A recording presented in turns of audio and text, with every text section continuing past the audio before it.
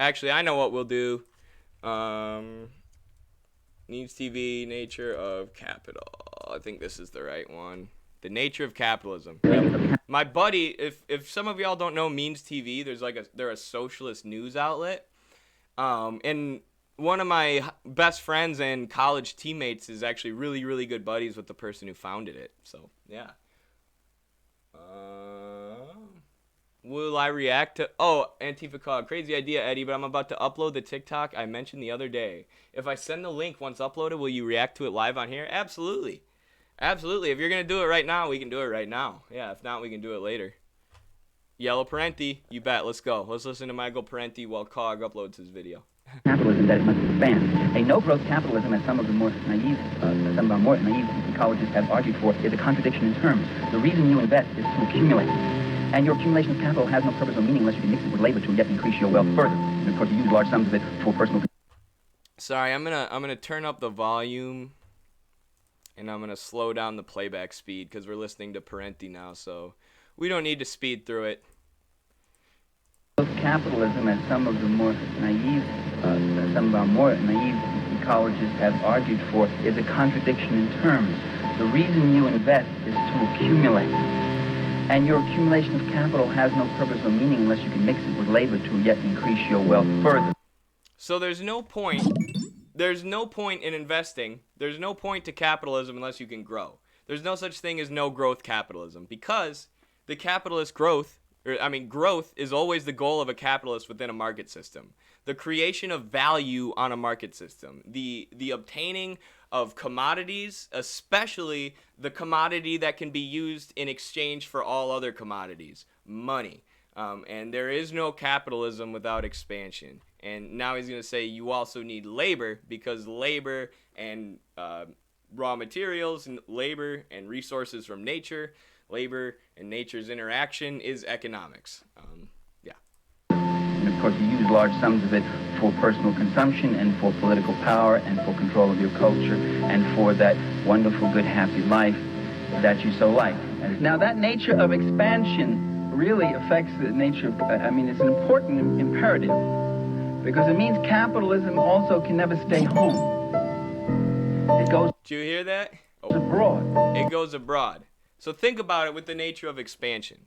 If you think about a system that constantly expands, there's two things I think of right away. One, those capitalists are going to need to expand their capital into other countries.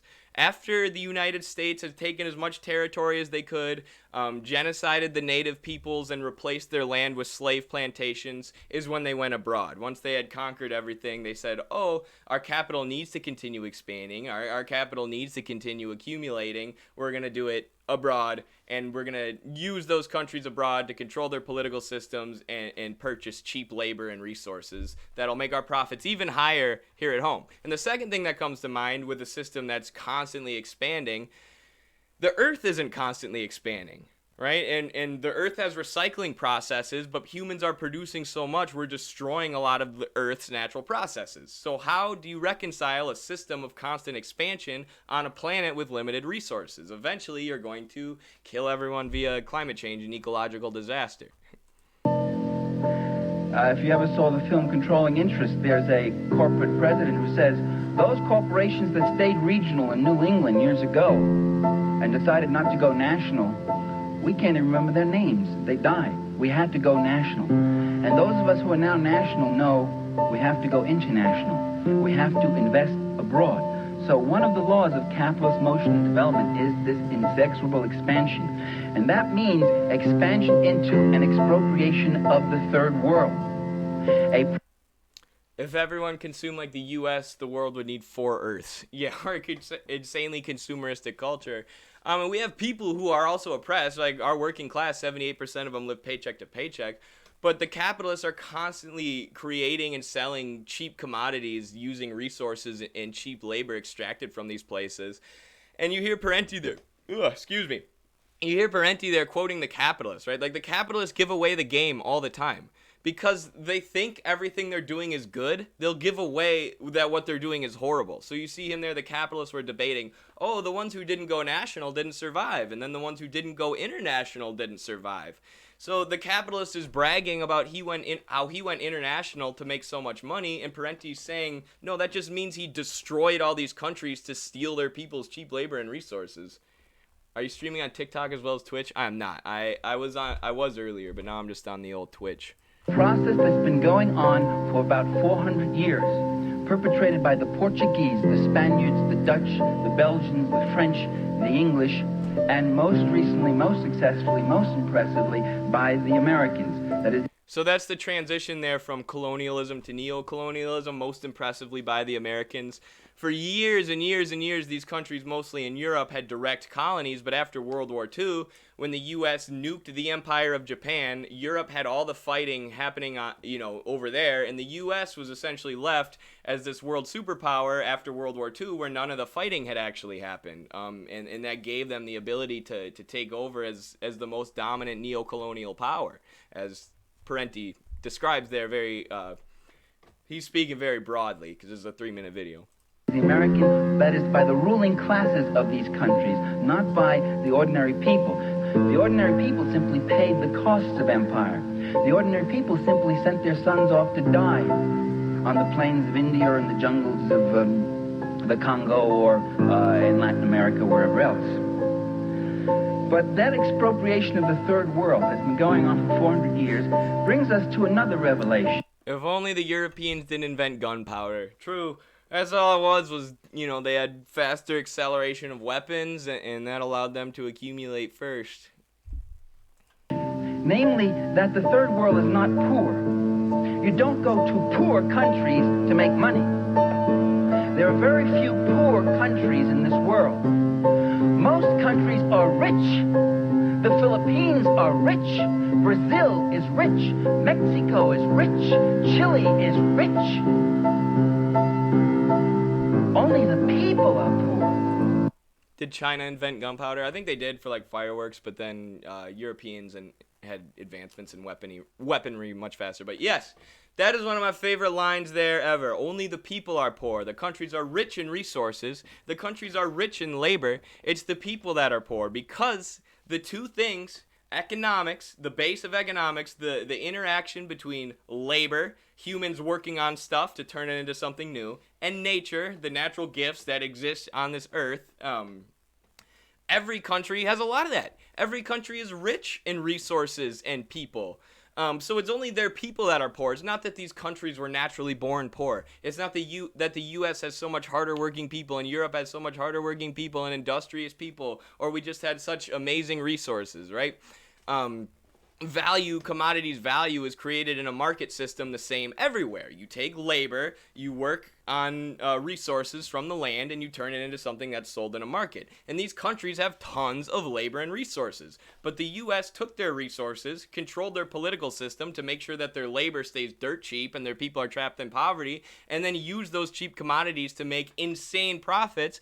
And then, as Parenti says, here in the U.S., the richest country in the world, all those profits just float to the top, or they go right to the top. 78% of our working people live paycheck to paycheck. The only role we play in the imperialism is sending our kids to fight and die for wars for expansion, and then having half of our paycheck taken at the end of every month to go fund the military machine.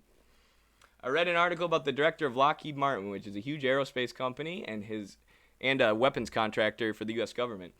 And on his deathbed, he admitted that UFOs are real and from other planets, and that they have been working on the back engineering technology. Pretty wild. That would be pretty wild. I don't think it's true, but that would be pretty wild. I bet you could trace the history of engineering just like military weapons. Like if you were to do a Marxist dialectical materialist analysis of how weapons developed from 500 years ago to now, that would probably be a really, really worthwhile article to do. How do you stand YouTube light mode? LOL. What even is the dark? How do I change the dark mode? I don't know. I'm sorry. There's always a million things with my technology and computer stuff that I learn while I'm streaming. People are always like, "Why are you doing this? Why are you doing that?" Because Click on your PFP settings thing. Okay, I'll do that later. Okay, let's finish this video. Hopefully Cog will come back soon. Oh, hold on, we got a good question. I'm not from the US, so I have no idea about the funding, how the funding of the military works, but the value is so insane that I started to wonder if it really all does go to the military. Is there a lot of corruption in the government? Here in Brazil, the insane amount of taxes not used to pay properly. Yes. So there's giant subsidies, and that what they've found recently, those subsidies include to places like Silver Corp, which is like a security firm, or Betsy DeVos's Eric Prince, Blackwater. Blackwater was like a mercenary group that was doing things in the Middle East. So not only were American weapons contractors making insane money off of Blackwater buying their weapons, but I'm pretty sure the U.S. government was facilitating it and funding Blackwater. So the money goes everywhere. Like we're, dump money into the Israeli military. Like a lot of that money goes to the IDF. And the corruption's insane. So Trump, under Donald Trump, there were three secretaries of state, the people who control the foreign policy. All three of them worked for weapons manufacturing companies like Lockheed Martin, Boeing, Raytheon.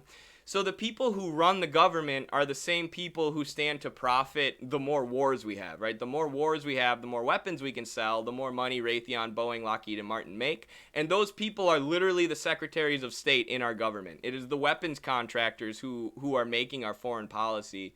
And the Pentagon is essentially like a bureaucratic thing of its own. Like there was a thing where Trump kind of like within the last week of his presidency tried to pull all U.S. troops home, and the Pentagon just blocked him. They're like, no, you're not doing that, buddy. And the Pentagon is totally driven by private capitalists. There's a revolving door between the private sector and the state that is just, it's barely even a door anymore. They basically completely merged. Capitalists and bankers essentially run our government however they want. So yeah, I'd say there's some corruption for sure.